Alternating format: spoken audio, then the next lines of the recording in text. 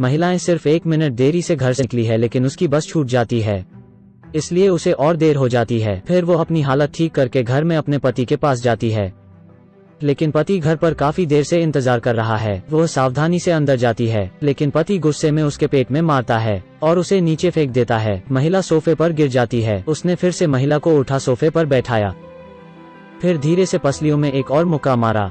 महिला अपना पेट पकड़ती है और चुप रहती है। महिला को कई बार घरेलू हिंसा का सामना करना पड़ा है। रात को महिला इन सब से भागने का सोचती है। सुबह उठकर वो अपने कपड़े पैक कर लेती है, छाती में पस छुपा लेती है और एकमात्र कीमती हार भर रख लेती है। आदमी के आने से पहले वो पैंट पहनने का नाटक करती है। आदमी ने महिला का मेकअप चेक करना शुरू कर दिया। यहाँ उसे कुछ नहीं मिलता है। फिर पति ने अपनी पत्नी को गले लगाया, लेकिन महिला अपने दिल में जानती है कि अगर वे प्यार करते हैं तो उसका पर्दाफाश हो जाएगा। वो जल्दी से वहाँ से भाग जाती है। फिर वो अपनी शादी की अंगूठी उतार अपने कपड़े बदलने के लिए यूनिट में आती है। एक नर्स उसके शरीर के निशान देखती है। उससे पूछा कि वो इसके बारे में पुलिस को क्यों नहीं बताती। उसने कहा कि उसका पति एक पुलिस अधिकारी ही है, इसीलिए वो कुछ नहीं करती है। इसके बाद वो अपने पासपोर्ट को निकालती है। अब उसे इस जगह से भागने के लिए कुछ पैसे चाहिए। वो अपना वेतन अस्पताल से मांगती है ताकि वो यहाँ से भाग सके। उसे वेतन नहीं मिल सकता है, इसलिए उसने हार को जमानत के रूप में रख दिया है। फिर वो जाने के लिए एयरपोर्ट पर आ जाती है। उसने अभी अभी अपना बोर्डिंग पास लिया था कि तभी पति वहाँ दिखाई देता है।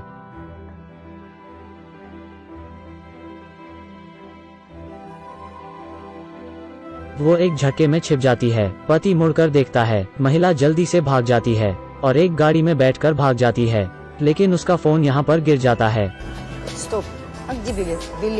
और कुछ पैसे देख ट्रेन में चढ़ जाती है। उसके पास टिकट लेने का वक्त नहीं है। ट्रेन में बूढ़ी महिला इस महिला के पास आती है और उसने सवाल किया कि गाड़ी में बैठने से पहले वो क्यों घबराई थी, क्या हुआ है। महिला उठकर अपने शरीर के निशान बूढ़ी महिला को दिखती है। बूढ़ी औरत पूरा मामला समझ जाती है। देर रात औरत सोते हुए आदमी के बारे में सपना देखती है। उसे पीटा जा रहा है। वो सपने से जाग गई और सो नहीं सकी है। उतरने से पहले चाची ने उसके पैसे लौटा दिए और कहा कि यह पैसे उसके काम आएंगे। महिला अब दूसरे शहर में आ चुकी है।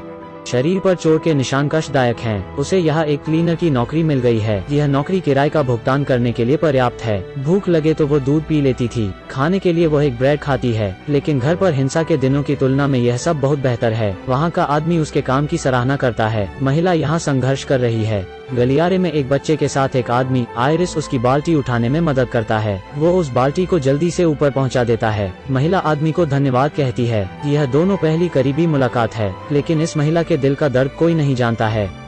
वो एक छोटे से मकान में जहां बहुत परेशानियां हैं अकेले रह रही है। महिला अंदर से टूट रही है। दिन में फर्श पोंछना और बुजुर्गों द्वारा डांट को सुनना उसके लिए आम हो गया है। आयरिस वहां आता है और बूढ़ी महिला को समझता है। महिला फिर से उसे धन्यवाद कहती है और काम पूरा करके कुछ खाने लगती है। ठंड से बचने के लिए वो पाइप के पास बैठी है। जब वो बाहर गई तो उसे उसके पति की गाड़ी दिखती है। उसे डर लगने लगता है। रात को भी वो डर से सो नहीं पाती है।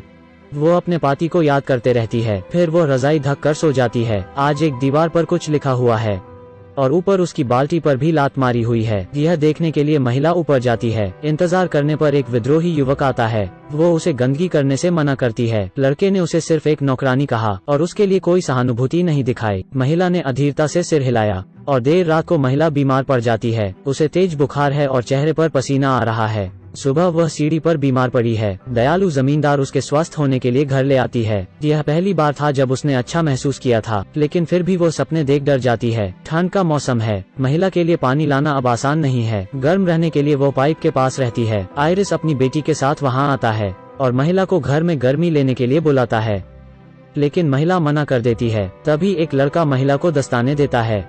यह क्रिसमस के लिए लोगों की ओर से एक उपहार है। महिला दरवाजे पर है। उसे घर से किसी लड़की के रोने की आवाज सुनाई दे रही है। यह पता चला कि समुद्र आयरिस बाहर है और छोटी बच्ची दरवाजा खोल नहीं पाती है। महिला दरवाजे पर बैठी और अपनी कहानियां सुनाती है। बच्ची अब खुशी से मुस्कुराने लगती है। इस बीच अगले दरवाजे वाली पड़ोसी सब सुन रही है। वो भी एक बच्चे की तरह खुश है। फिर उसका भाई दरवाजा खोल देता है। बच्ची बाहर आई और महिला की बाहों में आ गई। वो उसके लिए माँ की तरह है। आयरिस उसे जब मिलता है तो कुछ फूल देता है। महिला को प्यार की महक आ रही है। महिला सो रही होती है, तभी दरवाजे पर एक तेज दस्तक होती है। यह पड़ोसी है जिसकी लड़की की हालत ठीक नहीं है। उसने एक नजर में निर्धारित किया कि लड़की को पेरिटोनिटिस था और लड़की को शहर के अस्पताल में ले आया जाता है। ड्यूटी पर सिर्फ नर्स तैनात है, कोई डॉक्टर नहीं है। तीव्र पेरिटोनिटिस किसी भी क्षण लड़की को मार सकता है। महिला एक हेड नर्स रह चुकी है। वो लड़की का इलाज करने लगती है। शानदार चिकित्सा कौशल चारों नर्सों को दिखता है। डॉक्टर भी बहुत प्रभावित होते हैं। हेड नर्स अपनी कहानी ऑनलाइन पोस्ट करती है और महिला अब चर्चा में आने लगती है। अब उसका ठिकाना उजागर हो गया है। आयरिस नोटिस बोर्ड पर कुछ देखता है। फोटो में दिख रही महिला का नाम कहुआ है। इस पर कहुआ ने बताया कि उसके साथ घरेलू दुर्व्यवहार किया गया था, इसलिए वो भागी थी। उसी पति दिखाई देता है। वो अपनी पत्नी को गिरफ्तार करने के लिए आया है। क्या कहुआ फिर से उसके पंजे में फंसने वाली है?